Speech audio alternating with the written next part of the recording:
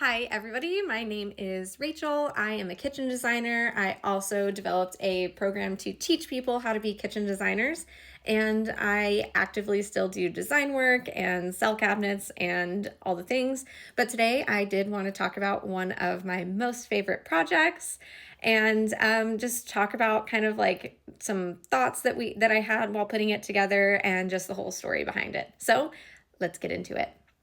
This is what we started with. So what you can see here is we have the fridge. This is a hallway that like their kind of house, I called it like a racetrack kind of situation. 60s, 70s era home. And they were like, we hate the racetrack thing. We just hate it. And so they shoved their fridge there because they wanted to enclose the space. And they had been to a few places and stuff before I ever met them. And everyone told them that you can't put your fridge in the middle like that, which is true. It is kind of like a design faux pas kind of thing. Like the rule is that you're not supposed to put a fridge or a pantry or anything tall in the middle of your run, probably in the middle of your wall too. But I kind of looked at it and I said, well, let's see what we can do and let's see if we can make this work for you. So they were like, perfect, thank you so much. Some other things to note in here is you have a soffit. That's what that is, that little bit of ceiling. And you have that really lovely light in the middle of the room. But these are called peninsula cabinets. They're typically shorter so that you can see, underneath them. Most people just hit their heads on them. So this is what we started with. I'll put up a few more pictures so we can see what else we've got going on. Here's another angle so we can see we've got a little cooktop over here. We've got some laminate countertops. This is where their fridge was, right on the end over there. And yeah, that's what we have. So I'll show some more angles. This is the view out of from the kitchen to the dining area. So this is what those cabinets look like on this side. These are very, that was the thing. They're great cabinets as far as they were in good shape. This is just not something that they liked and what they wanted to do. So we fixed it. Oh, just this one more so you can really see what we've got going on here. So yeah, this is what we started with. First thing I did was create some renderings. So this I did in 2020. Mind you, this kitchen is a few years old, so this is some older renderings.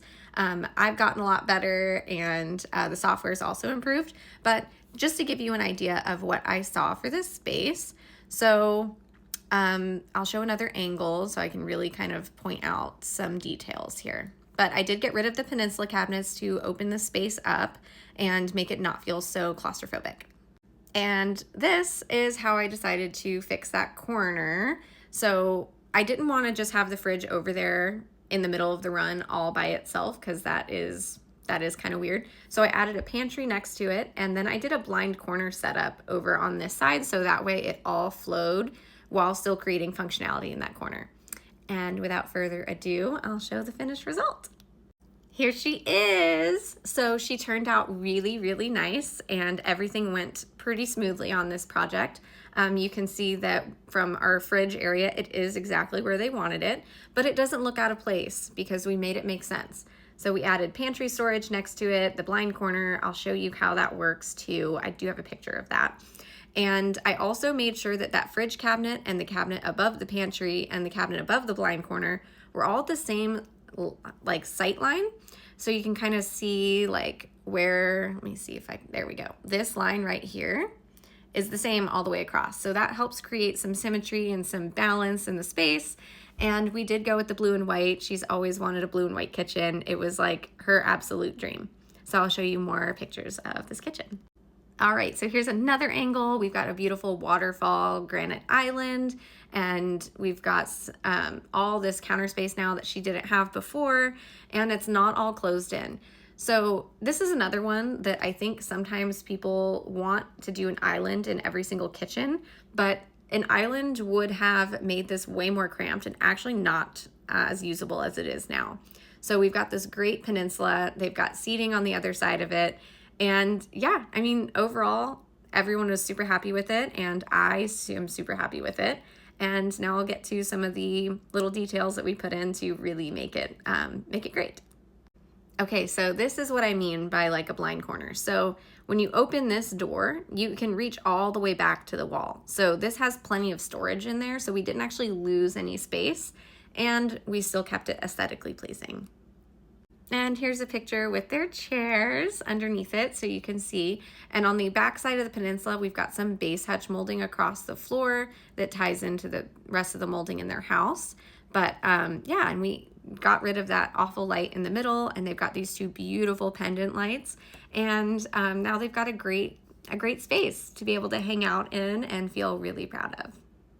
Okay, so this is one of those. I did a little 9-inch cabinet right here next to the fridge.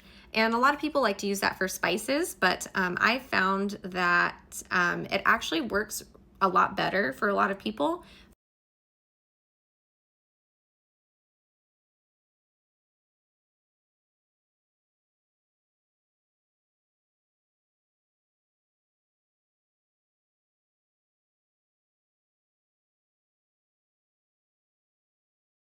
Now to the left of the dishwasher, we've got your trash can pull out with a functional drawer up above. So I know a lot of people feel like that might be gross, but there is a wood separation, like right underneath the drawer, that separates the trash from any drawer use up above it. So it's really not a big deal, and it actually creates a really nice functional space right here in this corner. So that way, you know, if someone's has people over or even just the family, you can scrape all of the food right into the trash can, rinse it off in the sink, and load it right into the dishwasher. Okay, then in the corner, we have the Lazy Susan cabinet, which everyone knows and loves. So there are quite a few different types of Lazy Susans. This one is, if I'm gonna do one, this is the preferred option because it has those two shelves all the way across it. And then you have those wood spinners that sit on the shelves. So that way, if things fall off your shelving, it doesn't fall into the very back corner of your cabinet. It just falls onto the shelf and you can easily get it out. I didn't get a picture of these open, but these 2-drawer deep drawer cabinets are really great. They're about 12 inches deep, so that's a foot.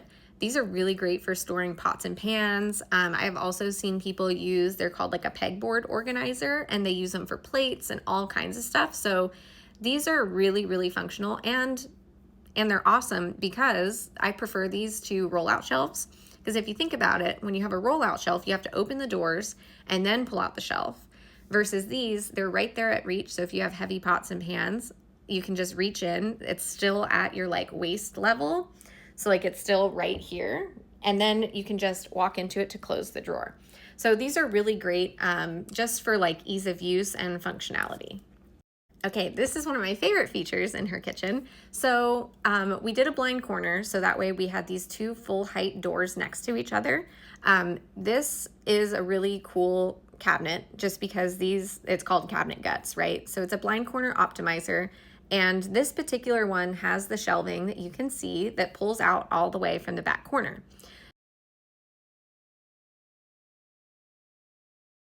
A lot of people don't realize that you need 15 inches between like this part and any full depth object, otherwise it won't come out. And so obviously you can see here that it would have hit the oven. So this comes out, it's a great way to be able to access the back corner of a cabinet and not have to get down on your hands and knees and crawl in there. So this is something that I try and do on a lot of kitchens that I do, and it can be done aftermarket. So it's not something you have to make a decision on right away, but we can plan ahead for it. And last but not least, we have this little section right by the stove where you can put your, you've got a little rollout, 2 hidden rollouts is what they're called, and a full height door. So you've got those two perfect for spices and for all your grabbing hot pot holders. And then in the very bottom, you can stand up all of your oils and things like that. And so it's all perfectly accessible right there next to the stove. I prefer things like this to a spice pullout just because not all spices come in like the right size little containers. So there we go. Okay, so there we have it. That is my favorite kitchen, or one of them. I have quite a few. And yeah, I teach people how to do kitchen design, and I do design remotely as well as in person. If you guys have anything else you want to talk about or you want me to talk about, yeah, just message me or leave a comment, and I'm super excited to start doing more of these videos. Have a great rest of your day.